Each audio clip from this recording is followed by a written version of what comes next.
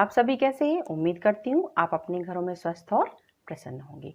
बच्चों, पिछले पाठ में हमने भाषा, लिपि और व्याकरण के बारे में जाना था। तो आज बच्चों हम पढ़ने जा रहे हैं आपकी व्याकरण बुक भाषा परिचय का पाठ 2, जिसका नाम है वर्ण विचार। तो चलिए चलते हैं आपकी व्याकरण बुक की तरफ।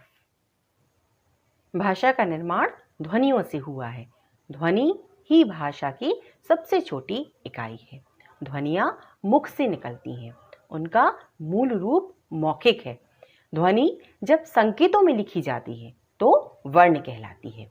लिखित भाषा का मूल स्रोत वर्ण है और वर्णों के परिवार को हम क्या कहते हैं? वर्णमाला कहते हैं। उच्चारण के आधार पर ध्वनियों को 2 वर्गों में बांटा गया है। कौन कौन सा? स्वर और व्यंजन। सबसे पहले हम जान लेते हैं स्वर। कुछ ऐसी ध्वनियां हैं जिनके उच्चारण में स्वतंत्रता होती है। ऐसी ध्वनियों को स्वर कहा जाता है।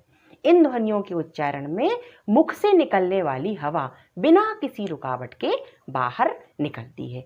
स्वर कितने होते हैं? 11 होते हैं। कौन कौन से? छोटा आ, बड़ा आ, छोटी ई, बड़ी ई, छोटा ऊ, बड़ा ऊ, ऋषि, ए, आई, ओ और औ। अम और आह को हम क्या कहते हैं? अयोगवाह कहते हैं। ठीक है। जिस प्रकार सूर्य से प्रकाश बिना रुकावट के निकलता है ना, उसी प्रकार स्वरों के उच्चारण में हवा भी बिना रुकावट के हमारे मुंह से निकलती है। ठीक है। इसके बाद आ जाते हैं स्वर के भेद। तो स्वर के 3 भेद होते हैं।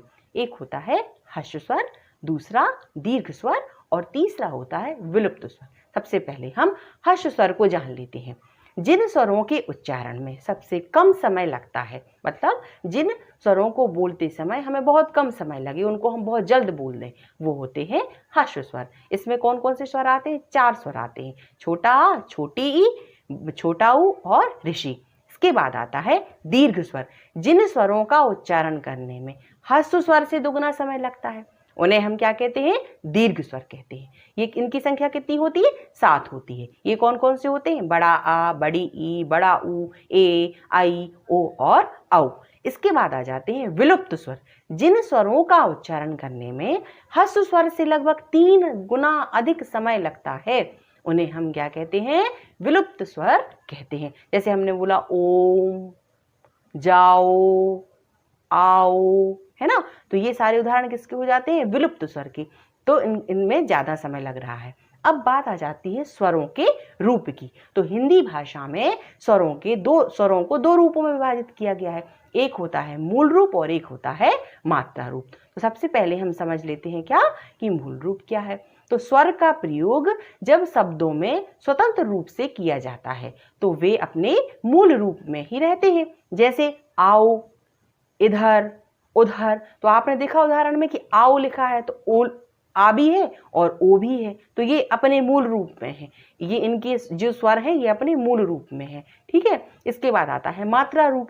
स्वरों का मेल जब व्यंजनों के साथ होता है तब स्वरों का रूप बदल जाता है, जिसे मात्रा रूप कहते हैं। कैसे बदल जाता है? जैसे हमने बोला खेला, तो खा में एक ही मात्रा लगी हुई है, ला में आ की मात्रा लगी हुई, ये मात्रा के रूप में आ जाते हैं, है ना। तो ये हो जाते हैं हमारे मूल रूप और मात्रा रूप। अब बात आती है व्यंजन की।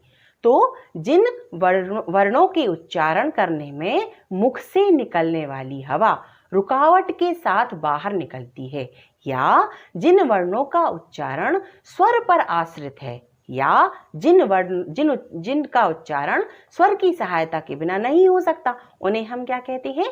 व्यंजन कहते हैं। ठीक है बच्चों, समझ में आया कि क्या है व्यंजन? ठीक है। अब इसके बाद बात आती है हमारी संयुक्त व्यंजनों की। तो 2 व्यंजनों के बीच कोई स्वर ना होने पर दोनों व्यंजन संयुक्त हो जाते हैं, जिन्हें हम क्या कहते हैं? संयुक्त व्यंजन कहते हैं। और इनकी संख्या कितनी होती है? 4 होती है। कौन कौन सी? छ, त्रा, ज्ञा और श्रा। ठीक है। तो हम देख लेते हैं कि ये किन 2 वर्णों से मिलकर बने हैं।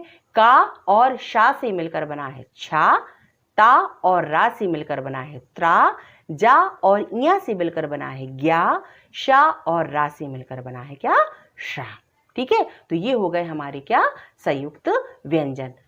अब बात आती है व्यंजन वर्णों के वर्गीकरण की। तो व्यंजन वर्णों का वर्गीकरण 4 प्रकार से किया जाता है। कौन कौन से प्रकार होते हैं वो? पहला है उच्चारण स्थान के आधार पर, दूसरा प्रयत्न के आधार पर, तीसरा श्वास के आधार पर, चौथा स्वर तंत्रियों के कंपन के आधार पर। तो पहला जो हमारा था उच्चारण स्थान के आधार पर, इसको हम समझ लेते हैं। उच्चारण स्थान के आधार पर व्यंजन वर्णों को निम्नलिखित वर्गों में विभक्त किया गया है। वो कौन कौन से वर्ग हैं? कंठ है, होंठ है, तालु है, मूर्धा है, दंत है और दंत और होंठ दोनों हैं।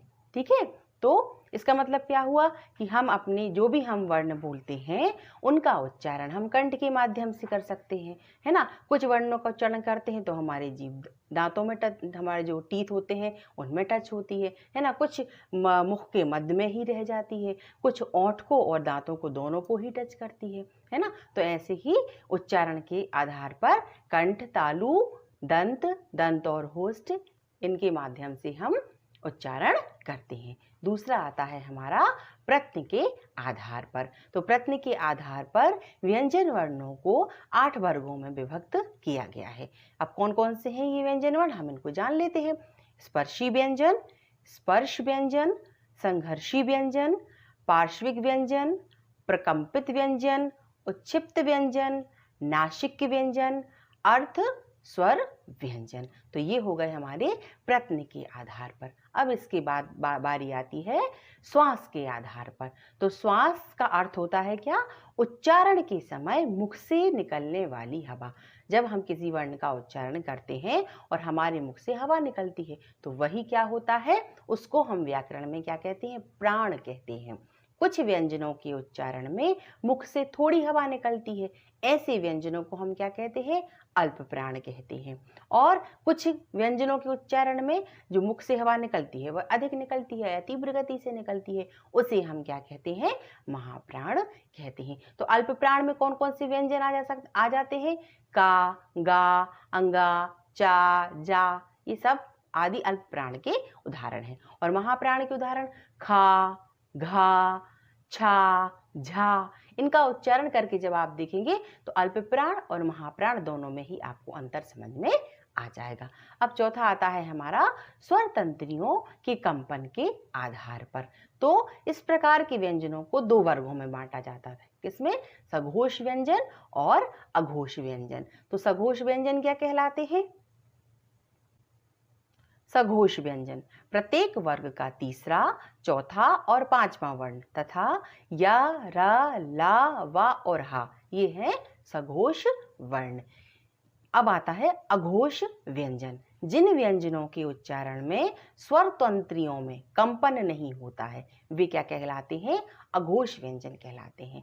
प्रत्येक वर्ग का प्रथम तथा द्वितीय वर्ण तथा शा, शा और सा अघोष वर्ण हैं।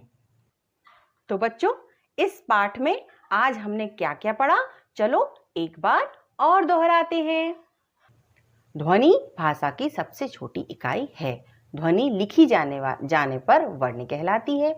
जिन वर्णों का उच्चारण स्वतंत्र है और जिनके उच्चारण में बिना किसी टकराव के हवा मुख से बाहर निकलती है उन्हें स्वर कहते हैं।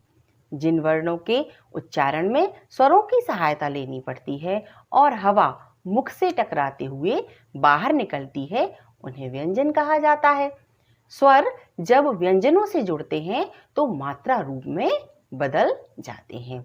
छोटा आ, छोटी ई, छोटा ऊ और ऋ ये ह्रस्व स्वर तथा बड़ा आ, बड़ी ई, बड़ा ऊ, ए, ऐ, ओ तथा औ दीर्घ स्वर कहलाते हैं। अगले वीडियो में एक नए पाठ के साथ आपसे फिर मिलेंगे। घर में रहें, सुरक्षित रहें। धन्यवाद।